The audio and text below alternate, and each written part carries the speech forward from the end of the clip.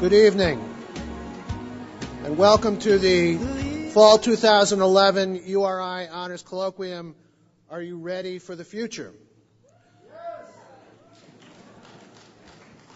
I'm ready for the colloquium. I'm not ready for the future. Let me just get the business out of the way first.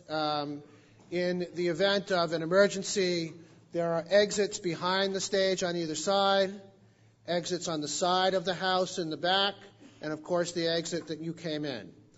There are 2 unisex bathrooms in the lobby here.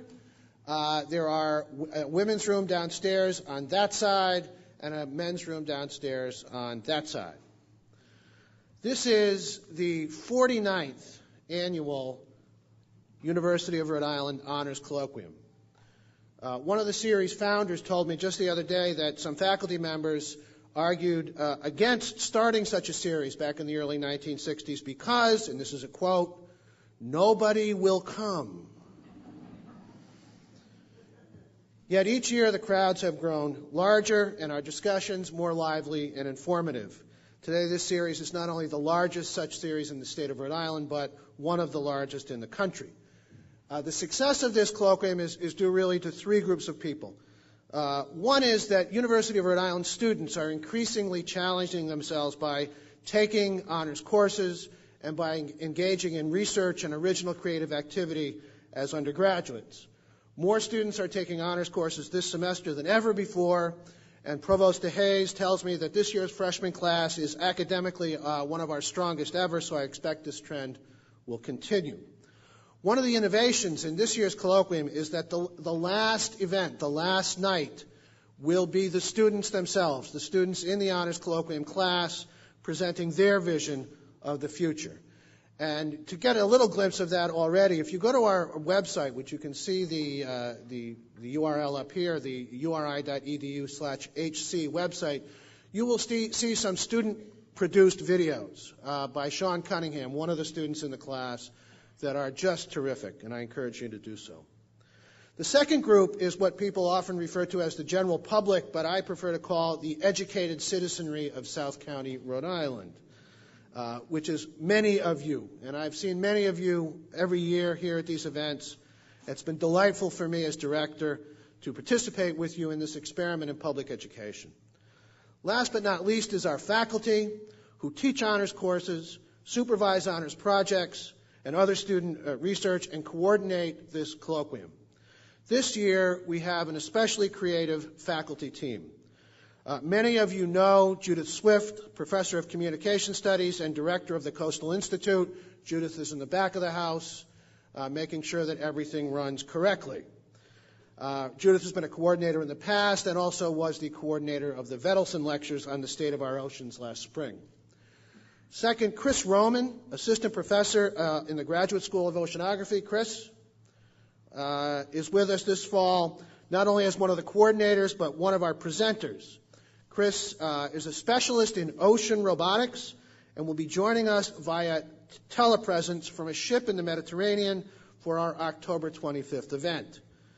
Professor Roman leads the imaging and mapping group at the Graduate School of Oceanography, and his lab manages remotely operated vehicles engaged in ocean exploration and develops robotic ocean floats for coastal seafloor imaging. We are delighted to have such a dynamic young teacher and scientist as part of our coordinator team. Our third coordinator is Peter Cornillan. When Peter approached me with this idea 2 years ago, I was initially dubious.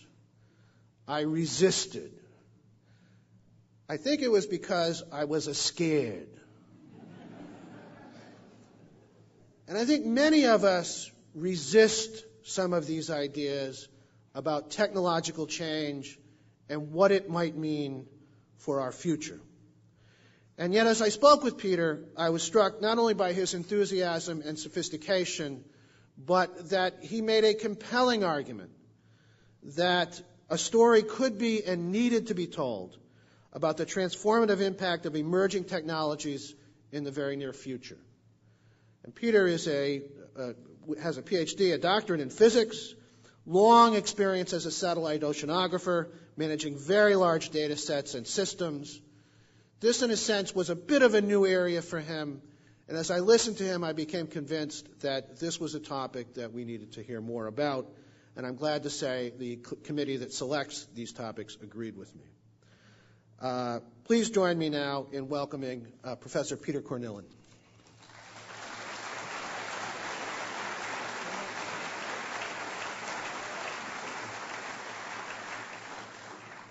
Thanks, Rick. I guess I'm not used to being introduced like that. I appreciate it. Before we get going, there are a couple things that I'd like to say. First, we had, as Rick mentioned, some really extraordinary students who worked with us this summer and who helped with a number of the promotional portions of this event as well as other things. They are Sean Cunningham, who did all the videos, Marissa O'Gara, and Andrea Durant, and I'd really like to thank them. Now, with regard to some logistics, we're going to invite you to submit questions at the end. The way we'd like to do that is we'd like you to, there are cards that have been handed out, we'd like you to write your question on the card, make the question short, one question per card. When you've got it written on the card, pass it to the center aisles, either up in the balcony or down here, and at about 5 to 10 after 8, a student will come down each aisle and pick up the cards, pass them to the center of the aisle, person on the edge seats, put them on the floor so the students can see them. And then the students will bring them to Chris Roman, who will synthesize them and choose a subset and pass them on to me. So those are the logistics. I'd like to give you a little bit of background about the concept for the colloquium itself. About 6 years ago, I heard NPR's Tom Ashbrook interview Ray Kurzweil on his then new book, The Singularity is Near. And I was really taken by the interview. I purchased the book and read it, and simply put, it blew my mind away. I mean, it was really quite incredible. The vision of the future that he presented in his book was totally alien to the vision of the future that I had, but I'd never really given it much thought. And what became apparent is that few of us give much thought to the future and how it's changing. We basically assume that the future is going to be the way it was in the past. And that, given the rapid rate of change that you're going to hear about in Ray's talk, is going to lead us to some serious problems if we don't start thinking very, very carefully now about how to address or meet these changes. We're not going to be able to stop them.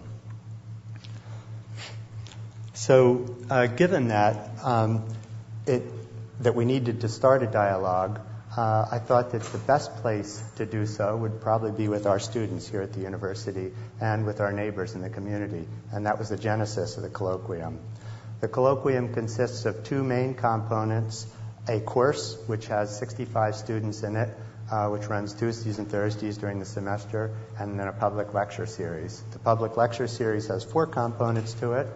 There'll be an introductory section, which will start today, which will give us scenarios of the future, sort of a high view, or a 10,000-foot view of the future. We'll then, in the second portion, we'll look at the specific technologies and examples of those technologies. In the third portion, we'll look at the societal consequences of those.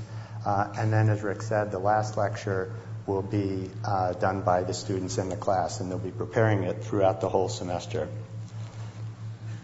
So tonight, we're extraordinarily fortunate to have Ray Kurzweil here to introduce this alien world to us.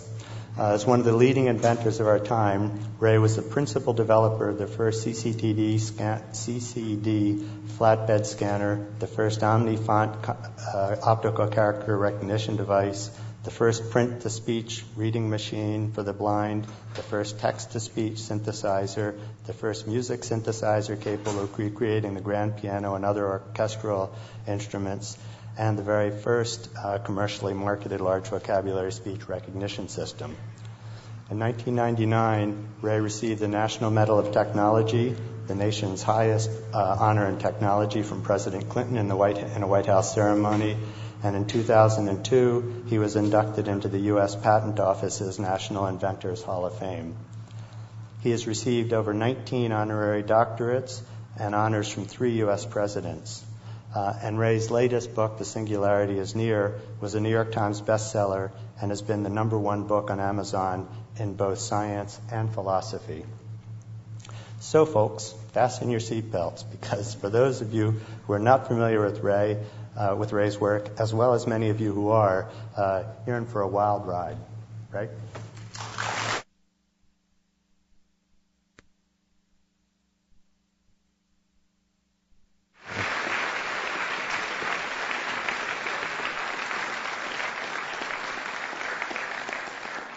Thanks. It's a pleasure to be here and an honor to open up the 49th season of this Colloquium season.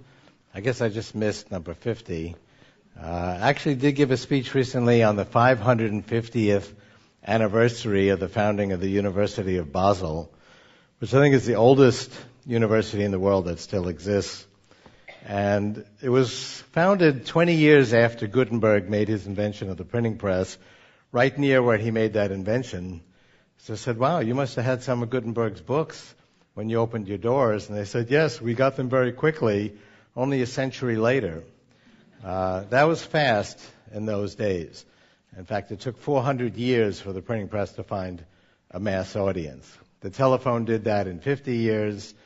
Cell phones, the search engines, social networks, wikis, blogs did that in 3 or 4 years. So the pace of change is indeed accelerating, and I'd like to touch further on that.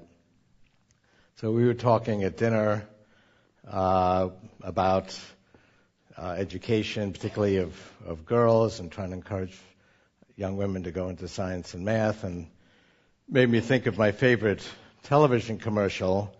How many people have seen this commercial? Susie's Lemonade Stand. It's for Verizon phones. I say, well, most of you probably don't watch television, and I don't watch it very much either, but this commercial really caught my eye. It starts out with, I don't know, she's maybe 9. Susie's sitting at this hand-painted lemonade stand. Her father comes by and gives her his Verizon phone. He says, here, Susie, try this. It's got a calculator.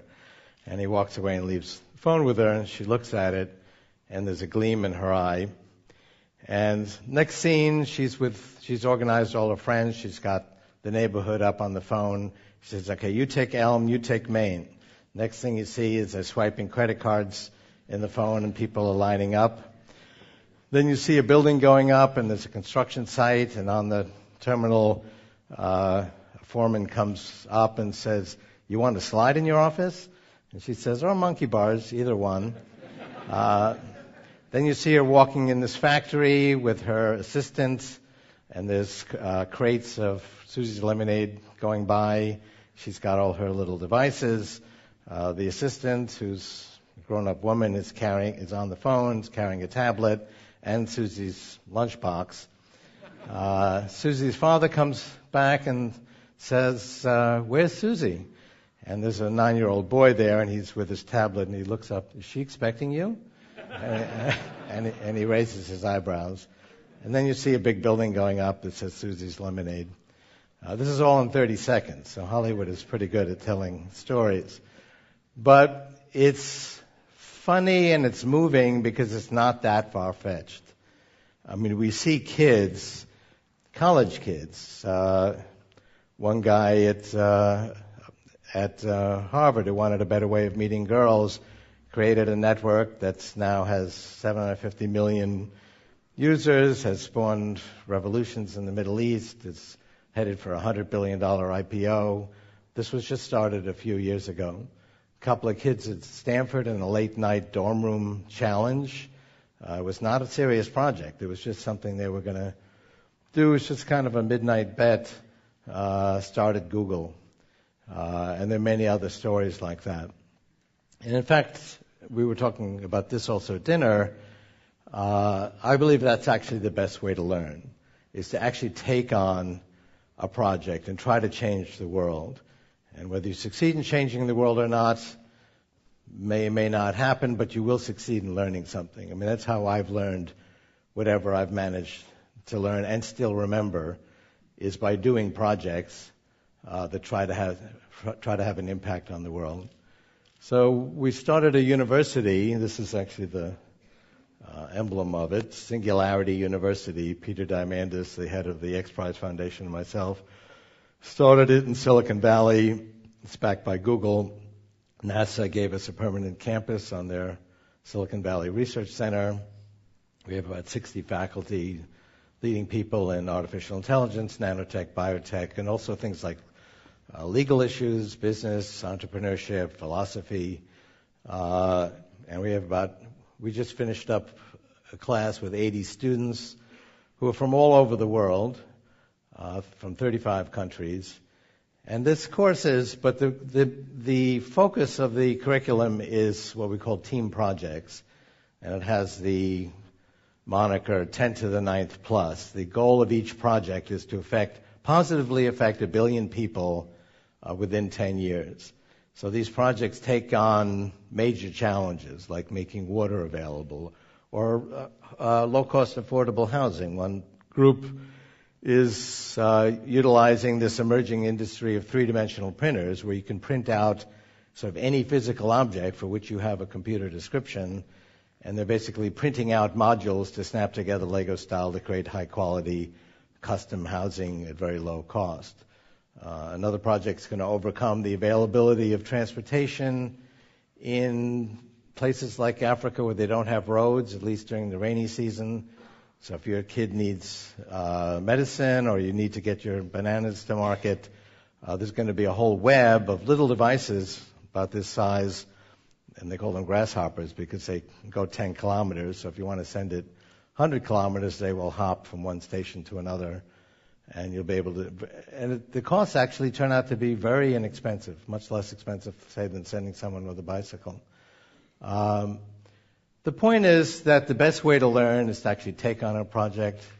It's okay to fail. In my view, failure is just success deferred. Unlike a class where you actually get a grade at the end, you're the grader, and you only fail if you yourself give up. Edison really did get a lot of pressure from his colleagues and friends after trying 2,000 filaments. It didn't work, and they said, look, we told you this wasn't going to work. And he said, no, I've succeeded in learning 2,000 filaments that don't work.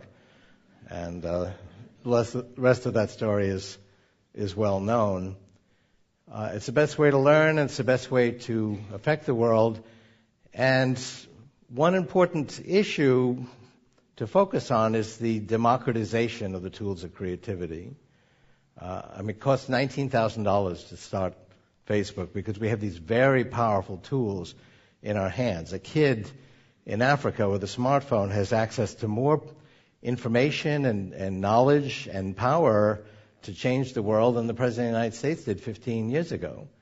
And it's increasingly ubiquitous. People ask, well, okay, only the wealthy are going to have these kinds of tools. And I say, yeah, like cell phones, which in fact you had to be wealthy to get them when they didn't work very well.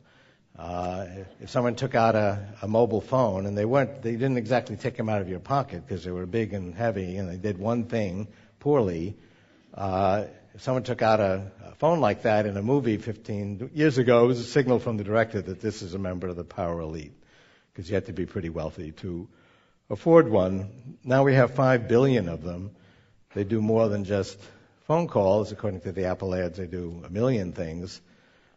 These are very powerful and enabling tools, and they're really part of who we are. So one of the things I'll talk about shortly is how we're going to merge with these. We're going to put them in our bodies and brains. That's not a new story.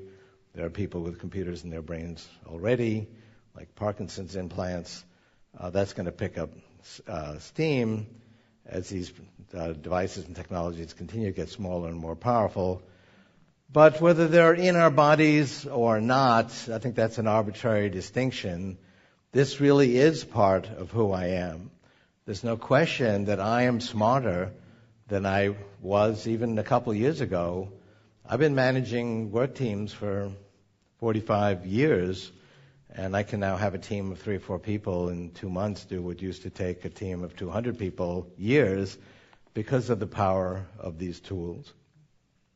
So it's actually, for those of you that are actually in college now and looking at a career, careers are very different than they were even when I went to college.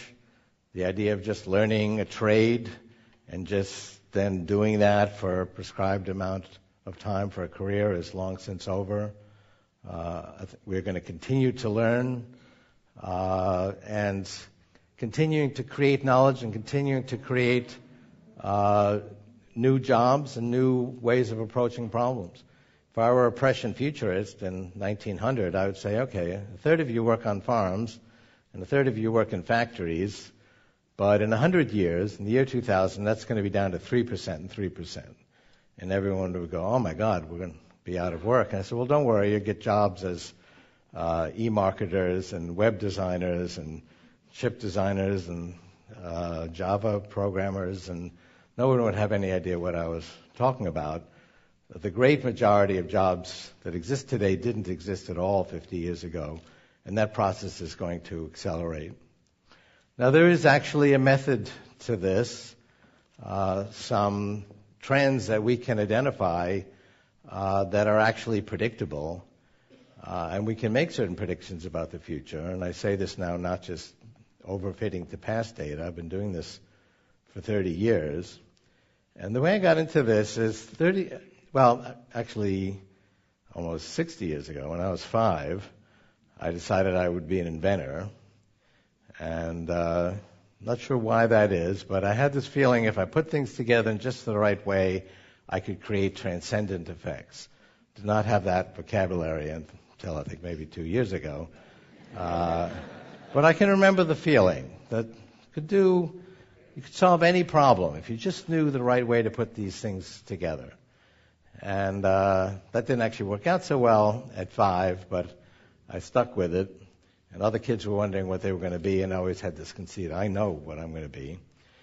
I quickly realized that the key to being successful at that was timing. Turns out that's pretty important for just about anything, from politics to education to romance. I mean, everything in life depends on timing. But it's particularly important as I look at which inventors, which technologists succeed and which ones fail. Larry Page and Sergey Brin had a great idea about reverse engineering the links on the internet to create a better search engine, but they did it at exactly the right time. So around 1980, I started to examine, what can we tell about the future? If I start a project now, the project takes 3 or 4 years, it's going to be a different world in 3 or 4 years. That was not as true back in 1980 as it is today, but it was still true. I mean, think back now, 3 or 4 years ago, people didn't use wikis, blogs, social networks. 10 or 11 years ago, most people didn't use search engines. That really sounds like ancient history. So this sort of intuitive assumption that the world is going to be pretty much the way it is now in 3 or 4 years is really not accurate. What can we anticipate accurately about the future? It's a little bit like skeet shooting. You can't shoot at the target. You have to figure out where it's going to be. But if you're a good skeet shooter, there's a method to that. You can figure out where the target will be. Can we do that with technology? One's first instinct is no. I mean, the future is not predictable. It's inherently unknowable. And that was my view as well. But being an engineer, I gathered a lot of data. Maybe there's some educated guesses we can make if you visualize the data in the right way, squint at it a little bit. So I gathered a lot of data. And I made a really surprising discovery. If you measure the fundamental measures of information technology, price, performance, capacity, bandwidth, for example, the power of computation per unit currency, instructions per second per constant dollar. That was actually the first one that I did. That's the price performance of computing. It forms a very smooth, predictable trajectory going back to the 1890 American census. And nothing had any effect on it. Not World War I, not World War II, not the Cold War, which was still underway at that time, not the Great Depression. It just went through thick and thin, through war and peace, through boom times and recessions, the Great Depression, and so on. And then I looked at other measures of information technology, number of bits were moving around wirelessly, for example. That also was a very smooth and predictable trajectory. And what that trajectory is that it grows exponentially. It has a doubling time. Generally, rule of thumb, the doubling time is about 1 year. Actually, that speeds up in a slow exponential. In the case of computers, it doubled every 3 years in 1900, every 2 years in 1950, every 12 months in the year 2000. It's now down to 11 months. It's a very smooth, doubly exponential curve. And exponential growth is not intuitive. We actually do have built-in predictors in our brain. In fact, that's why we have a brain. That's why we have intelligence. You might wonder, why did evolution bother to come up with intelligence? What good is it? It's actually useful for survival. When I'm walking along in the savannah 1,000 years ago, and I said, oh, that animal, it's going to cross my path in about 20 seconds. I better go this other way. And so I was able to predict the future, and that helped me to survive. And that became hardwired in our brains. But these built-in predictors are linear, not exponential. And that's an appropriate way to predict the future when it comes to an animal running through an open field. That turns out not to be accurate when it comes to predicting information technology, which really did not exist when our brains were evolving. And the disagreements that I have with critics is fundamentally 9 times out of 10 boils down to this issue of the intuitive linear view versus the historically correct exponential view. You might say, well, what's the difference between linear and exponential projections? The linear expectation, which is hardwired in our brains, goes 1, 2, 3, 4, 5. At step 30, I'm at 30. The exponential projection, which reflects the accuracy of information technology, goes 2, 4, 8, 16. At step 30, I'm at 1 billion. It makes a very profound difference. That's why when I predicted a World Wide Web connecting hundreds of millions of people in the late 1990s, and I made that prediction in the early 80s, people thought that was crazy when the entire American defense budget could only tie together a few thousand scientists in a year. But that's the power of exponential growth. The Genome Project was controversial in 1990 when it was announced. Mainstream scientists said, well, wait a second, we just sequenced 1/10,000th of the human genome in 1989. This is going to take centuries. And I predicted, no, it's going to take 15 years because it's been doubling every year and it's exponential growth and the math is not that complicated. Halfway through the project, 1% was completed. And the skeptic said, see, I told you this wasn't going to work. You're 7 years into a 15-year project and you finished 1%. Like I said, it's going to take 700 years. And I said, no, we're almost done. We're right on schedule. 1%. You've got some traction now. That's only 7 doublings from 100%. It's been doubling every year. That's going to continue. And indeed, that's exactly what happened. It continued to double every year. It's finished 7 years later. That doubling has continued since that time. The cost has come down by half every year. Every other aspect of biology, in terms of its information properties, is progressing in a similar way. So it's not our intuition. People look at the present rate of progress. They make linear projections, which, if you take out the exponential perspective, leads to a very different view of the future. And it's not true that everything progresses exponentially. It's specifically information technology, and there's a whole theoretical reason for that. Basically, technology builds on itself. We're always using the latest information tools to create the next set of tools, so it grows in a multiplicative fashion. It's quite remarkable, though, how smooth these progressions are. And you might wonder, well, how could that be? I mean, how could it be that predictable? What is it that we're measuring? We're measuring creativity, innovation, competition, entrepreneurship. Surely those must be the least predictable aspects of human behavior. And indeed, specific projects are very unpredictable. Whether this young company is going to blow up because everyone's going to get mad at the founder, or that company is going to run out of money. I mean, those things are hard to predict. It'd be very hard to predict that these couple of kids at Stanford would take over the entire world of search. You could predict that search was coming because the enabling factors were coming into place. So how is it that the overall result is so predictable? Well, we see the same results in other areas of science. A very good example is thermodynamics, which was devised in the 19th century, which predicts the future properties of a gas.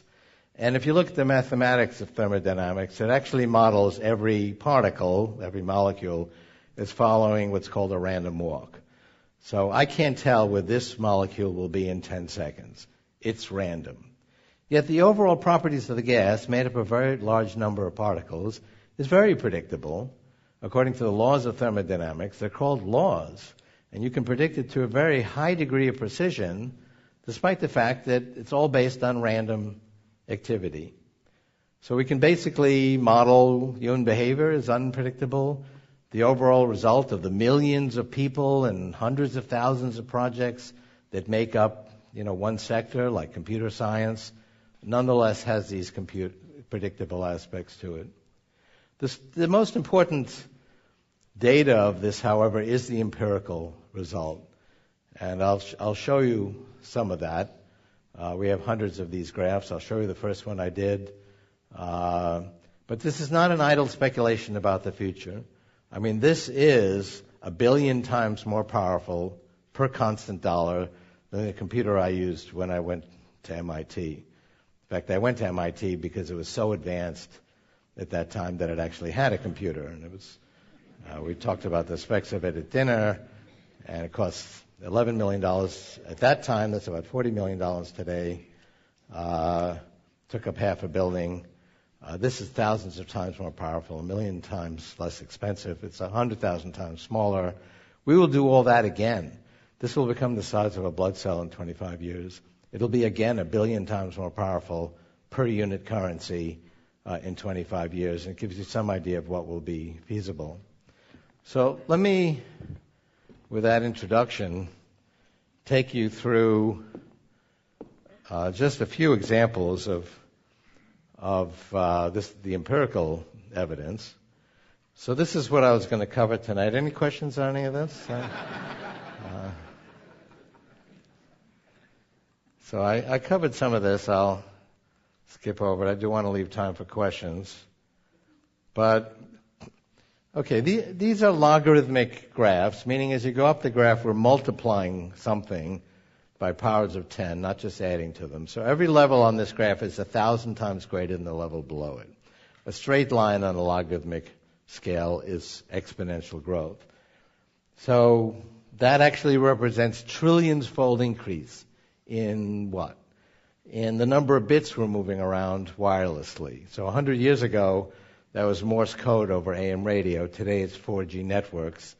And despite all the headlines and politics and huge multi-billion-dollar deals and accusations of one country dumping products on another, and Justice Department bans a certain merger, you get this very predictable trajectory. Now I'll show you the one in computers. This is the first one I had. Well, I only had it through 1980, 30 years ago. These are all computers, famous computers. We have hundreds more that are on the same graph. People go, oh, it's Moore's Law. No, Moore's Law was just the last paradigm to bring exponential growth to computing. Moore's Law has to do with chips. It's that it's not 18 months. Every 2 years we can put twice as many components on a chip, but they run faster because they're smaller, so we double price performance every year. That's only that section on the right. This exponential growth of computing goes back to the 1890 American census, decades before Gordon Moore was even born. And we've gone through many different paradigms. And it's a very smooth progression. I laid out this graph in 1980. We periodically add new computers to it. It has stayed very much on that trajectory. This again represents trillions-fold increase. Every level on this graph is 100,000 times greater than the level below it. But again, you don't see any impact of little things like World War I or World War II or the Cold War or the Great Depression or any of the other things that happened in the 20th century, people say, well, the recent recession must have slowed it down. No, it had absolutely no effect, just like any other recession. It really is a fundamental law of information technology. So I don't want to dwell on these examples of electronics. This is kind of a cool one, cost of a transistor. When I was a high school student, I used to hang out at the surplus electronics shops in Canal Street in New York, and I'd get something about this big, and it cost me $50. It was a telephone relay with support circuitry, and it could actually switch a bit of information under control for only $50. Well, in 1968, I could actually do that with a much smaller device for $1. Today, you can get 1 billion of them for $1, and they're better because they're smaller, therefore they're faster. So you've heard these fantastic numbers, but look at how smooth a trajectory that is. It's really very predictable. It's pretty remarkable, given this is not an industry plan. This is not a U.S. government program. If it were, it wouldn't have worked. And there's actually a 50% deflation rate. You can get the same amount of electronics and capability a year later for half the price. And actually, the economists worry about deflation. We had massive deflation during the Depression. And the concern is as more and more things become information technology, and ultimately it will be everything, and I'll get to that in a few moments. And if you can get twice as much stuff, or you get the same stuff for half the price, okay, you'll buy more, but you're not going to double your consumption year after year to keep up with this 50% deflation rate. So the size of the economy, is, at least as measured in dollars, not in bits, will shrink. For a variety of actually good reasons, that would not be a good thing. And that's actually not what we see. We actually more than double our consumption. This is bits shipped, but I could show you 100 other measures of the consumption of these technologies. And there's been 18% growth in constant dollars over the last 50 years, 18% per year, despite the fact you can get twice as much of everything for the same cost year after year. And the reason for that is price performance reaches certain levels, whole new applications explode on the landscape. People didn't buy iPods for $15,000, which is what it would have cost 20 years ago. When it reached a cost-effective level, it just exploded, and we see that with technology wave after wave. So an important one, and in the theme of this ultimately affecting everything we care about, health and medicine, which was not an information technology up until recently, has now become an information technology, and it's undergoing exponential growth. I mentioned the Genome Project. There's many other ways to measure this. The Proteome Project, how we're expressing genes in three-dimensional proteins, how those three-dimensional proteins interact with each other using three-dimensional atomic models. The Connectome Project, all the connections in the brain, and many other aspects of biology, understanding it, reprogramming it, are scaling up at an exponential rate. Biology is inherently an information process. It's basically software running in our bodies. Now, how long do you go without updating the software on your phone? This is probably updating itself now as I speak. But I have outdated software running in my body that evolved thousands, in some cases millions of years ago. I would like to tell my fat insulin receptor gene, you don't need to hold on to every calorie anymore. The next hunting season is going to be good, I can assure you of that. And the fat insulin receptor gene says, no, I'm not convinced. I'm going to hold on to every calorie. No, please don't do that. That was actually tried, turning it off in animal models at the Joslin Diabetes Center near where I work. And these animals ate ravenously and remained slim, and it wasn't a fake slimness. They didn't get diabetes, they didn't get heart disease, they lived 20% longer. They got the health benefits of caloric restriction while doing the opposite, and they're working with pharmaceutical companies to bring that to the human market. That's just one of the genes we'd like to consider modifying. And we have technologies now that can update this software, change your genetic code, not just in a newborn, but in a mature individual. I'm much more interested in designer baby boomers, not designer babies. We've identified genes which, if we could turn off, would inhibit cancer and heart disease. We've identified genes which, if they're amplified or added, could inhibit diseases. There's new forms of gene therapy which can protect us from disease. One disease that's caused by a defective gene is pulmonary hypertension. It's a fatal disease. I'm involved with a project where we take lung cells out of the body, add a new gene in vitro, so this avoids triggering the immune system because it's done outside the body. That was one of the problems with early forms of gene therapy. So we add a new gene, inspect it got done correctly, make sure there's no other genetic errors, replicate it several million-fold. That's another new technology. Now we have millions of cells with your DNA, but with a new gene you didn't have when you were born. These are injected back in the body. The body recognizes them as lung cells. They end up back in the lungs. And this has cured pulmonary hypertension. And it's undergoing human trials with encouraging results. That's just one example of hundreds of projects that turn genes off, add new genes, really reprogram our genetic code, the information processes underlying biology. Another application of this is in the whole area of stem cells. And this is not just embryonic stem cells. In fact, we've worked around that problem, that we can now create the equivalent of embryonic stem cells without embryos by taking your skin cells, reprogramming them. Basically, by adding 4 genes, we've discovered you can change a skin cell into the equivalent of an embryonic stem cell. And the ethicists who are opposed to embryonic stem cell research because it involved the destruction of embryos support this research because there's no embryos involved. In fact, they want to see it proceed because they realize as it succeeds, people will abandon embryonic stem cells and use these instead.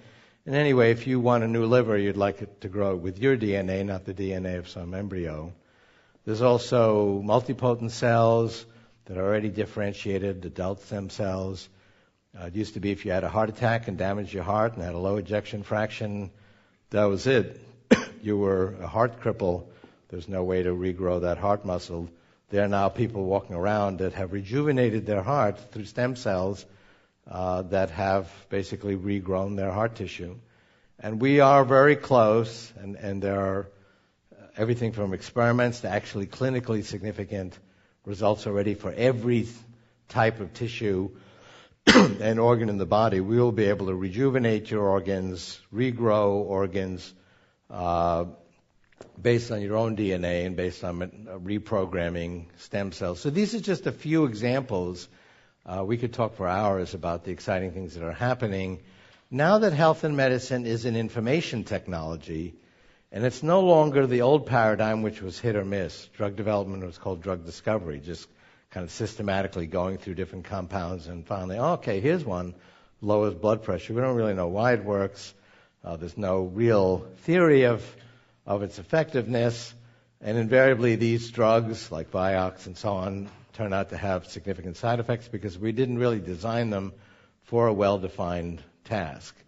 It's kind of like the era of tool development where we would just find tools laying around. Okay, this stone would make a good hammer. We couldn't actually shape tools for a task. We're now actually understanding biology as the information process it really represents and reprogramming it. But the key thing to understand is now that it's an information technology, it will be subject to the law of accelerating returns. It will grow exponentially, not linearly. So these technologies, which are in a fairly early stage today, although they're not so early as they were, say, 3 or 4 years ago, because they're actually going into clinical practice, many of them, they will be 1,000 times more powerful in 10 years, 1,000,000 times more powerful in 20 years. That's the implication of doubling in power every year, which is what they're doing. Communications technologies, these are very democratizing. I wrote in The Age of Intelligent Machines, which I wrote in the 1980s. The Soviet Union, as I mentioned, was going to be swept away by the social network that was then emerging. which was email over teletype machines and fax machines. People thought that was crazy. Also, that the mighty Soviet Union, this major superpower, is going to be swept away by a few teletype machines. But that's exactly what happened in that 1991 coup against Gorbachev. Basically, the monopoly of information and knowledge which the authorities had been able to control had been broken. And knowledge is power, and knowledge was now widely distributed. That was the first social network, and it was revolutionary, just like we've seen recently in uprisings in the Middle East. And this is internet data traffic. I mean, there's 50 different ways to measure this. This is a logarithmic scale. It's doubling every year. Here's that graph I had in the early 80s. Well, I had just the first few points and projected it out and said, okay, there's going to be hundreds of millions of people connected by this web by the late 90s. And that is what happened. This graph on the right is the same data as the graph on the left, but it's seen on a linear scale, not a logarithmic scale. So on that scale, it looks like the World Wide Web came out of nowhere in the mid-1990s. And this is how we experience the world. But you could see it coming if you looked at the exponential progression. We're shrinking technology at an exponential pace. Now, this is going to change the nature of everything with the emphasis on thing, that the physical world is going to become information-based. So if I want to send you a book or a movie or a music album, 10 years ago, maybe 5 years ago, I would send you a FedEx package. Today I can send you an email attachment, or you can go buy these things and download them just from the internet. In the future, I'll be able to send you, let's say, a violin. Now, this is not theoretical. That's an actual violin that was printed out from an information file, from an email attachment, if you will, on a three-dimensional printer. That's an emerging, existing industry where you can print out three-dimensional objects from computer description files. And it's actually a very good violin. It plays quite well, and violinists have tried it. And that's what this cover story is about. An airplane was recently printed out on a three-dimensional printer in pieces and modules. That's the way you could print out a large object like this building, by snapping things together Lego style, each of which would be printed on a three-dimensional printer. You can print out 70% of the parts for a three-dimensional printer on your three-dimensional printer. That will be 100% within, I'd say, 5 to 7 years. Now, the key limitation right now is that the precision or scale is in microns, which is millionths of a meter. That might sound like a fine scale, but it's actually somewhat crude for many material objects that we'd like to create, where we need to get to the nanoscale. But we're improving that scale at a very predictable rate of 103D volume per decade. We'll be down to nanotechnology in the molecular level by the 2020s. And so I really can email you a blouse or a solar panel or a module to build your house, or pretty much all the physical things that you need. And it says there the manufacturing technology that will change the world is going to be decentralized. So you're going to have these machines everywhere, and Nigeria could buy one machine and then print out another machine, and then the two machines can print out 4 machines, and they can give everybody a three-dimensional printer. There'll be an open source movement as there is today, and you'll be able to actually live quite well by printing out free three-dimensional objects like clothing and so on. That doesn't mean the economy will go away any more than it does today. You can get lots of free music, free movies, free books, but people still pay for those things because if you want to read Harry Potter or see Harry Potter, you've got to go pay for them. That actually will be the heart of the economy, is proprietary forms of information. I remember in social studies class in 7th grade, this was the height of the sort of Red Scare, our social studies teacher put on the board the goal of communism. Now, communism was this evil force that we were fighting, and You put up, okay, this is the goal of communism, from each according to their ability to each according to their need. And he says, what's so bad about that? And I was suspecting this guy's a little subversive. He's kind of extolling communism. But his point was the methodology that was used to try to get to that future was evil, which was forced collectivism, and it was a colossal failure. I think we'll actually achieve the goals of communism through a combination of the open source movement, three-dimensional printing, and the ongoing exponential growth of information technology. And everybody will have these tools, and they'll be able to create revolutions. It doesn't take much today. I think we don't, however, need to empower kids to do that. I'd like to bring entrepreneurship into high schools and junior high schools. Young people seem to have enough free time to be able to get into trouble and create something like Facebook in college.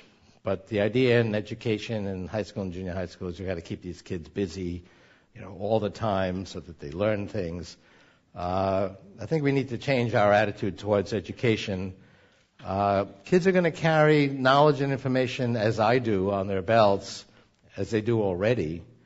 We need to teach kids how to actually solve world problems, how to be creative, how to be willing to take on challenges, learn from failure. So I'd like to see entrepreneurship brought into the schools. And this, of course, is all also progressing at an exponential pace.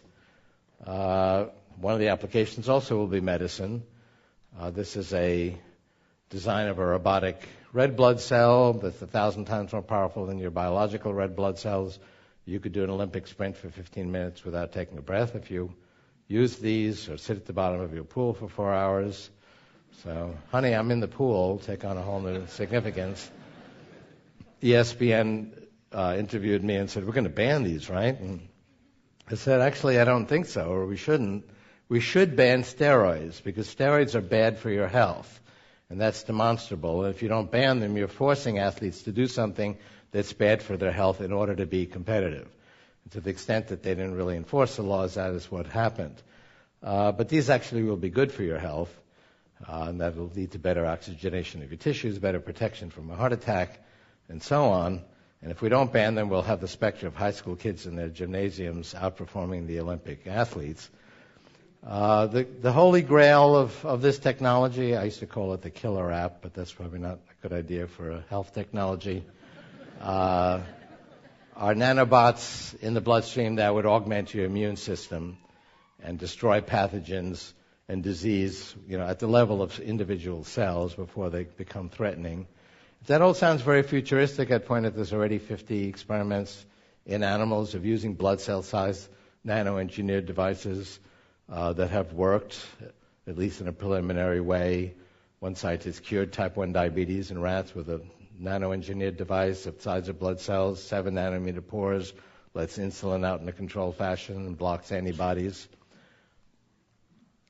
So there was a recent Time magazine story on the law of accelerating returns and the singularity, which is kind of the end result of this whole process. And they said, well, we'll print this graph of yours, but here's a computer we just covered a few weeks ago. We want you to add this. I'm saying, well, maybe it's a weird computer that won't fit on the graph, but the last point on there, which is right on the curve, is that computer. It's amazing to me, even though it would be even more amazing if it didn't work, just how predictable these trajectories are. We're making exponential gains in perhaps the most important project today, which is understanding our brain. I'm writing a book about this called How the Mind Works and How to Build One. I refer to the mind rather than the brain because a mind is a brain that's conscious. And that actually brings up an important philosophical issue. But in terms of performance, in terms of what the mind and the brain is able to actually do, we are making exponential gains in understanding the brain. The amount of data we're getting is growing exponentially. The ability of us to actually simulate regions of the brain are growing exponentially. We are putting computers inside bodies and brains. Actually, we don't quite put them in the brain yet. They're still a bit too big. Like the Parkinson's implant is pea-sized, so we put it in the body, connected through a wire into the brain. In an interesting or exciting demonstration, when this was first introduced, Dr. Benabid, the French doctor who invented this, had these Parkinson's patients wheeled into the room. So they are in an advanced state of Parkinson's, so they're very rigid and immobile. They were like statues. He flips a switch, which communicated wirelessly with all of their neural implants, and they suddenly come alive and they're completely normal. And this was a real demonstration.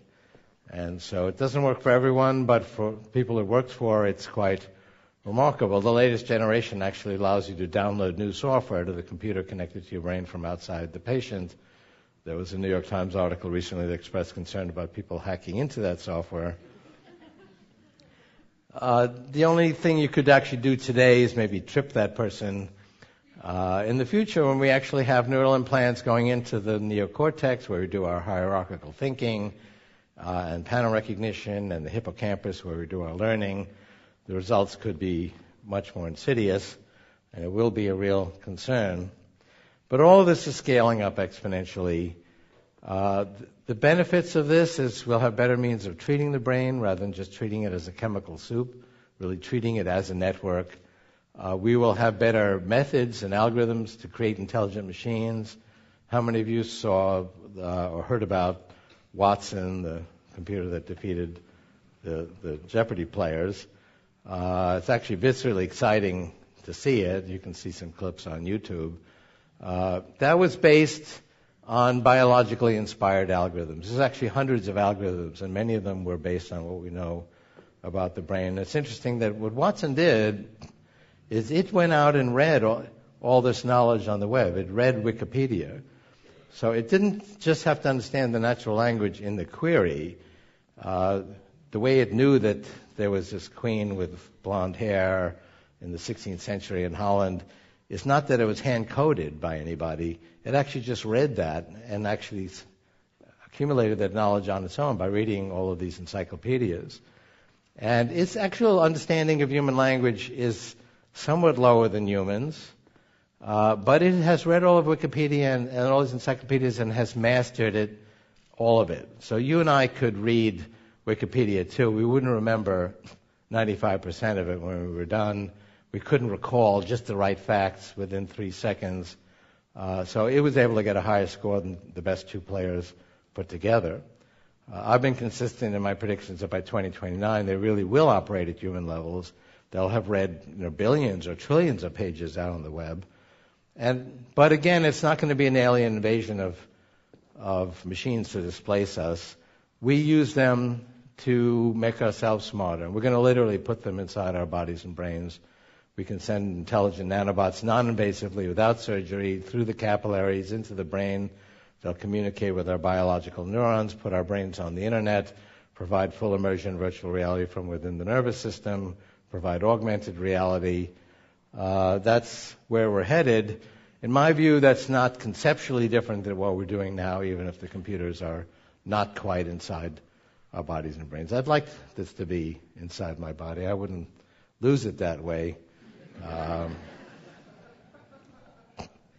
was going to have a debate with a guy, his name was John Horgan, who wrote an article. Well, we can never really simulate or understand the human brain because it has trillions of lines of code.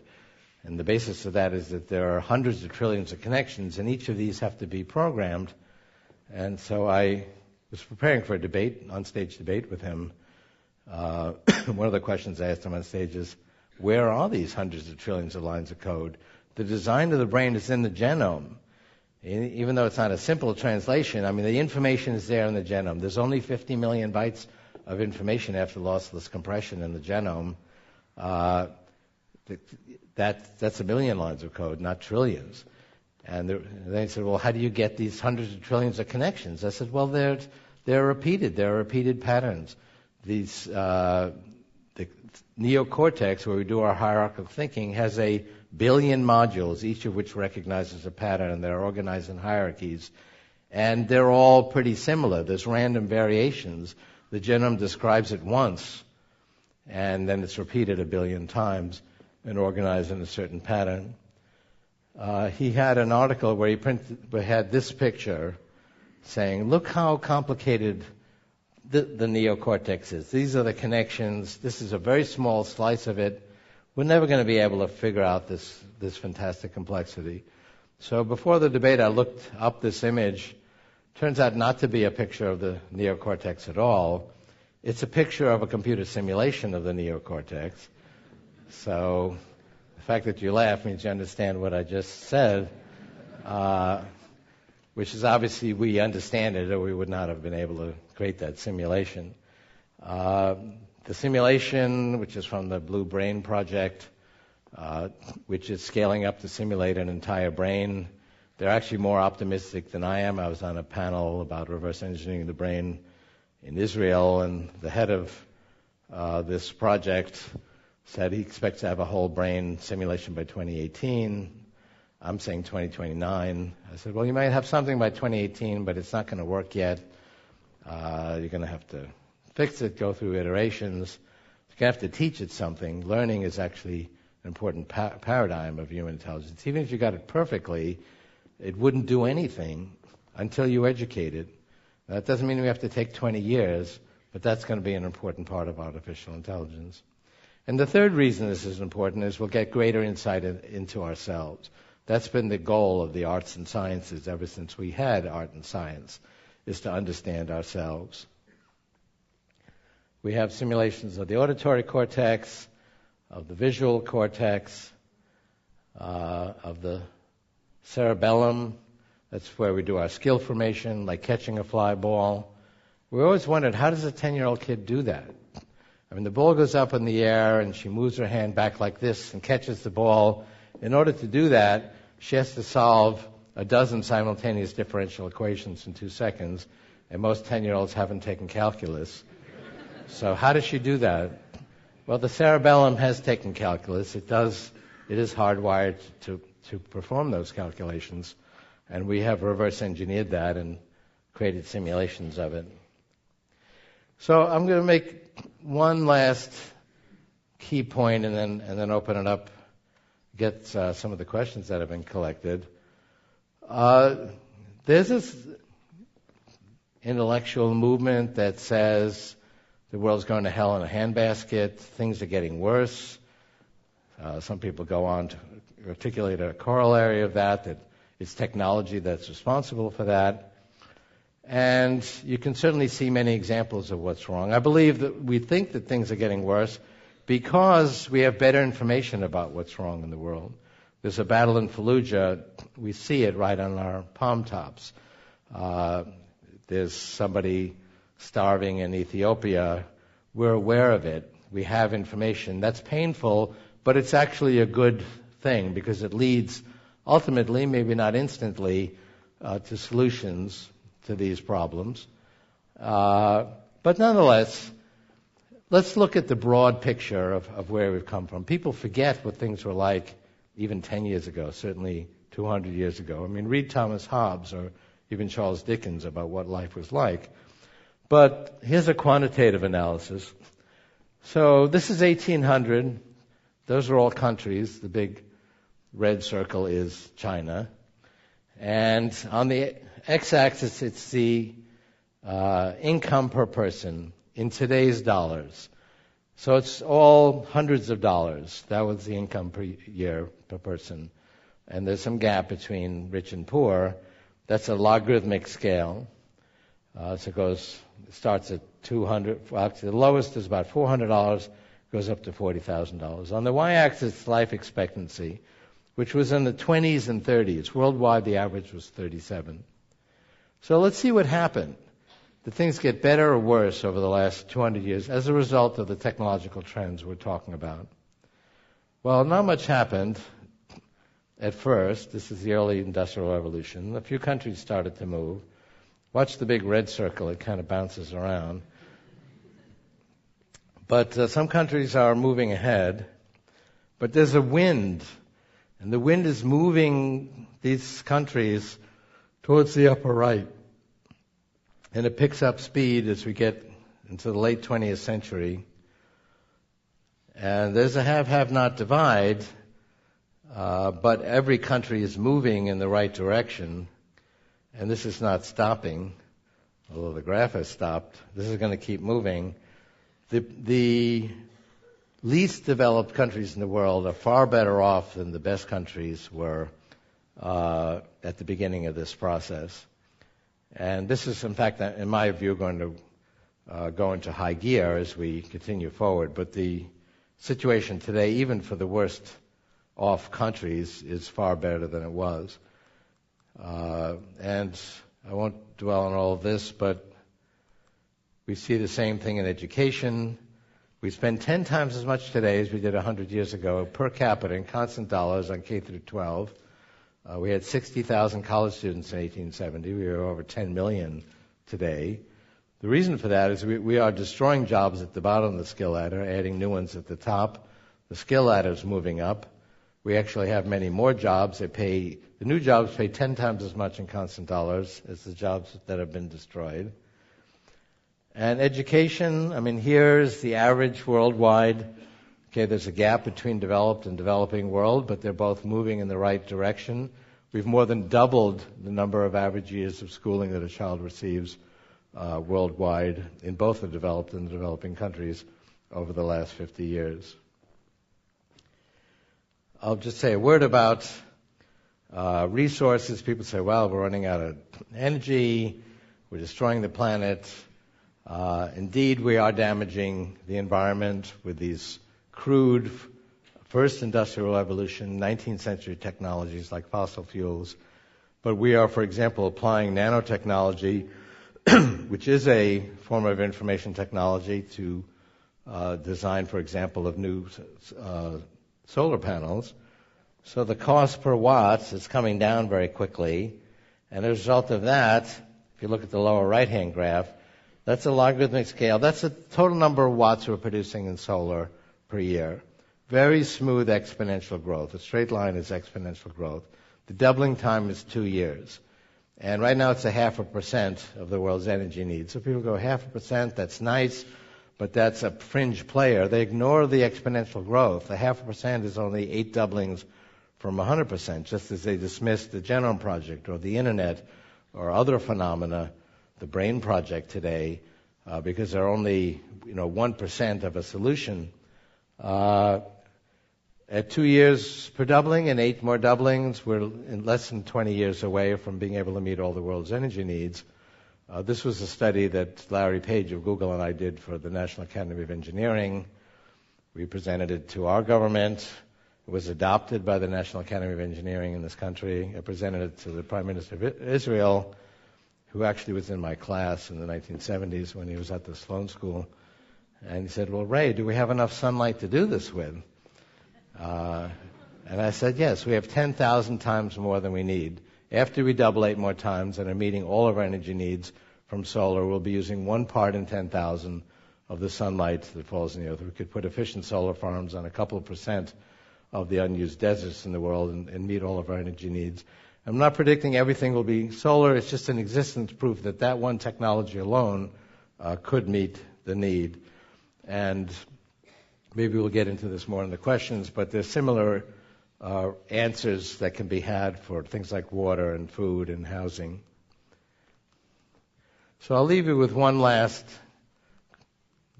trajectory, which is this one. This trajectory of life expectancy, which was in the 20s 1,000 years ago, is based on the linear progression of health and medicine. Before it was an information technology. And now that it is an information technology, it's going to go into high gear. These technologies are doubling in power every year. That was not true before it became an information technology. As I mentioned, these technologies will be 1 million times more powerful in 20 years. I believe that within 15 years, we'll be adding more than a year every year to your remaining life expectancy. So if you can hang in there, we may get to see the remarkable century ahead. Thank you very much.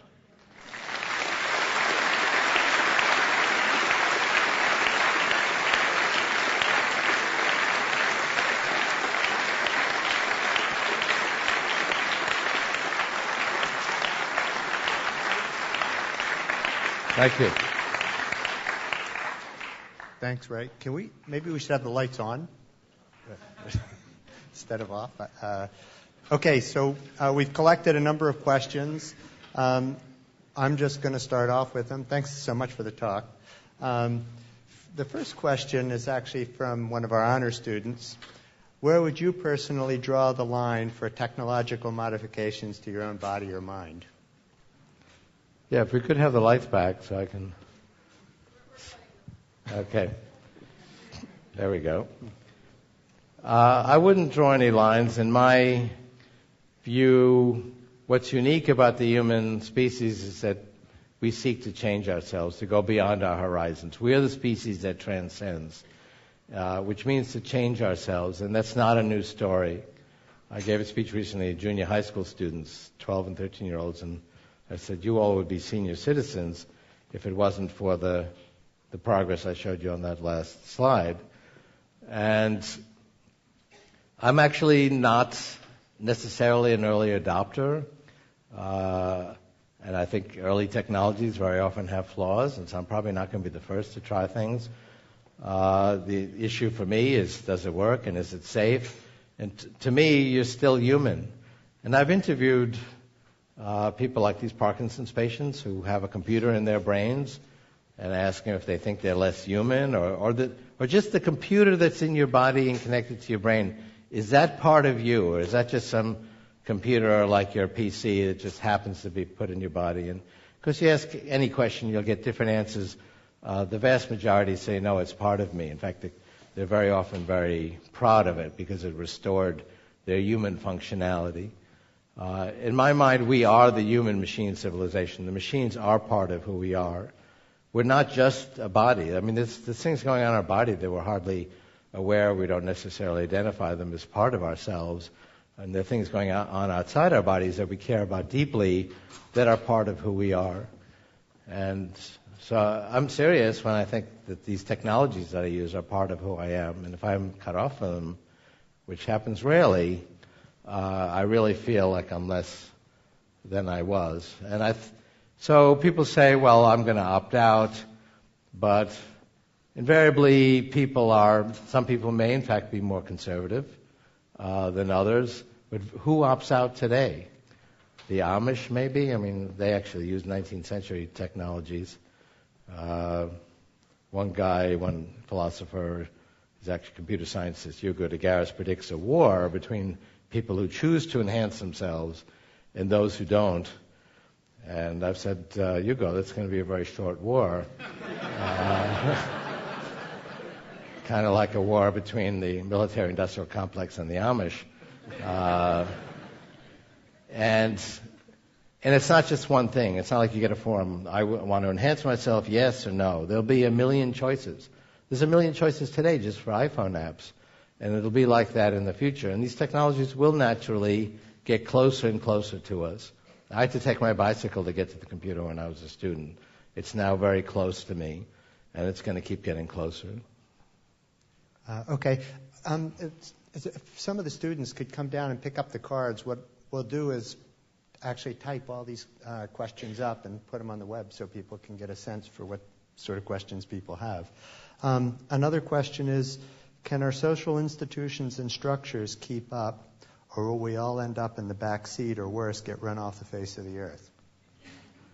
Well, the new technologies are very much participatory, and they rely on the wisdom of crowds. So it's really not possible to be left out. They include millions of people. I mean, that's the exciting thing, and they were creating new communities around every possible issue. It's democratizing. At the literal political level, we can see that on the impact of Twitter and Facebook and other social networks.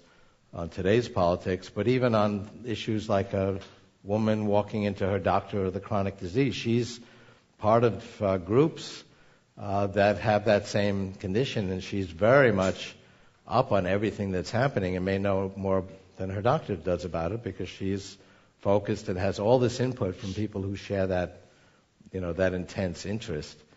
And you might be interested in stamp collecting or history of music or whatever. We can create communities now based on common interest.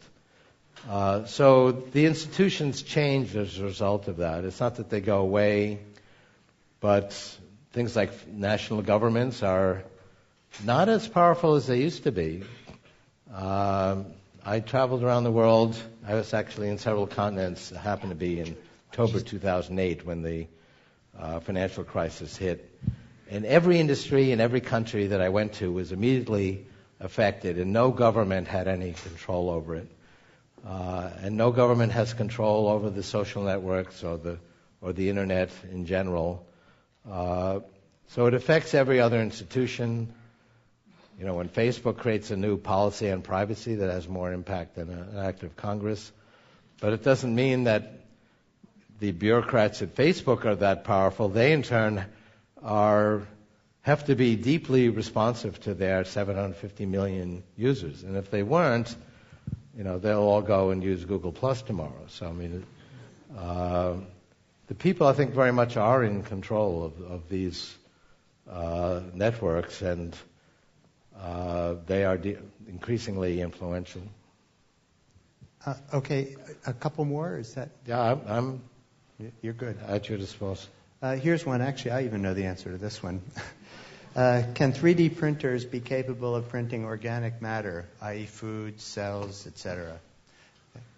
That's going to require true nanotechnology. Ultimately, the answer is yes.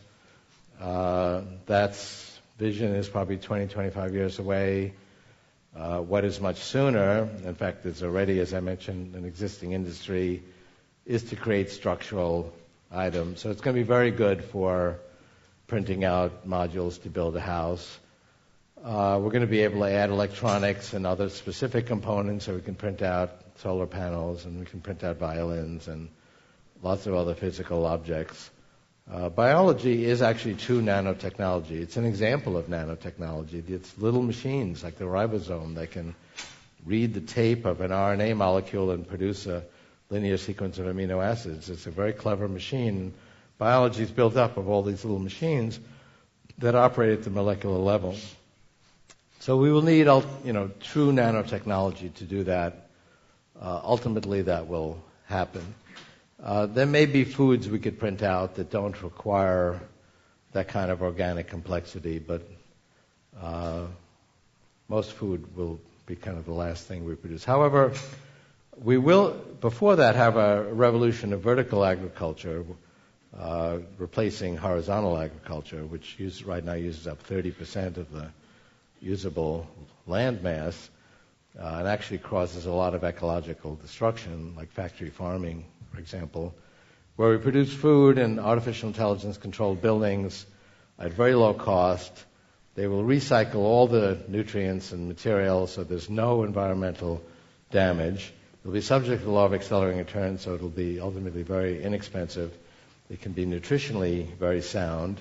Hydroponically grown plants for fruits and vegetables, in vitro cloned meat, which means growing meat by cloning the muscle tissue without the animals. PETA, the animal rights group, supports this idea. They're not opposed to meat as long as it doesn't involve animals.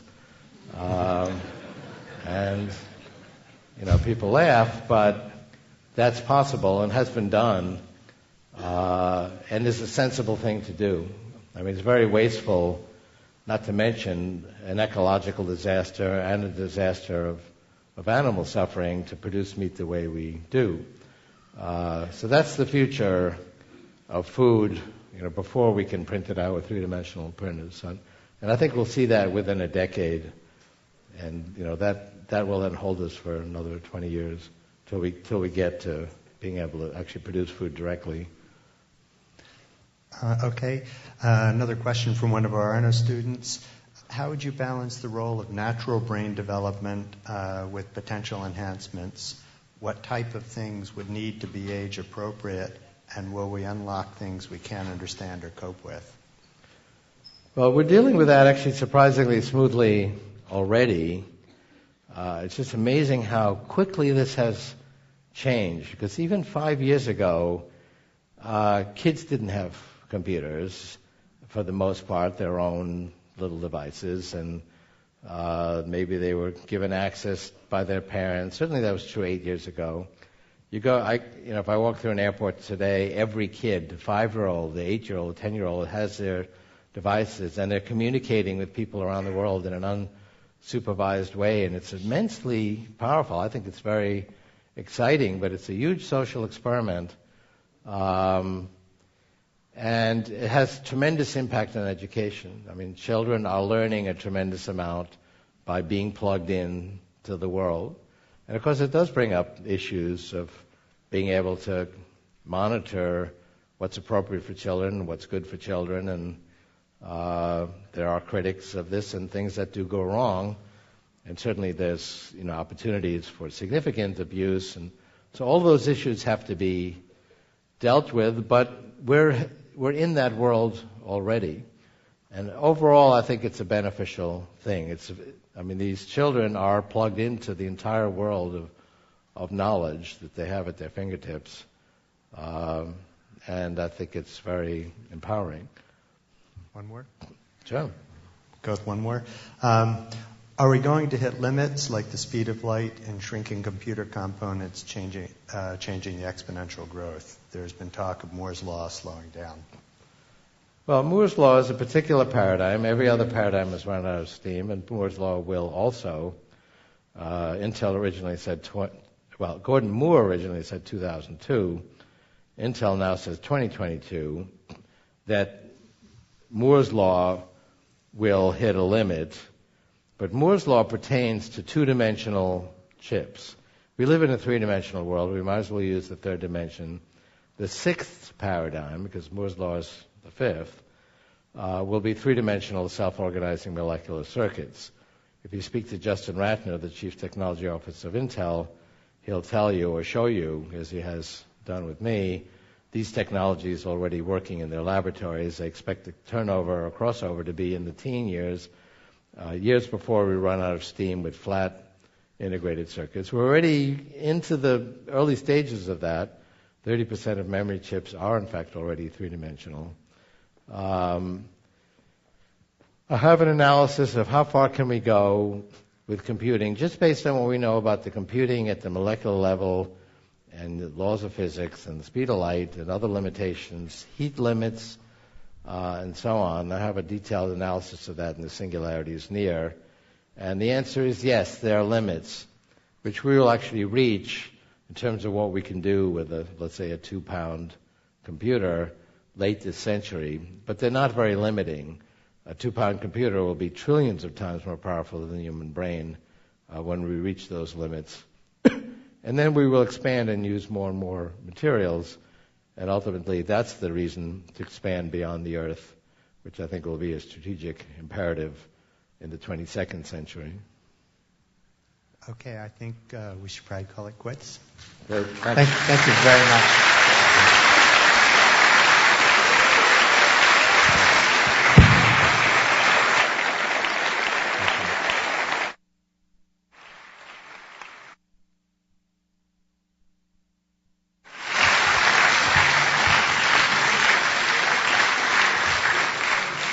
Okay, and next week we'll have Peter Schwartz here. He'll be talking on the interplay of geopolitics and technology in the future. And in following weeks, we'll have a number of speakers who will address the technologies that Ray raised. Regenerative medicine, cognitive functions, things, implants in the brain, just goes on and on. So every Tuesday night, see you here.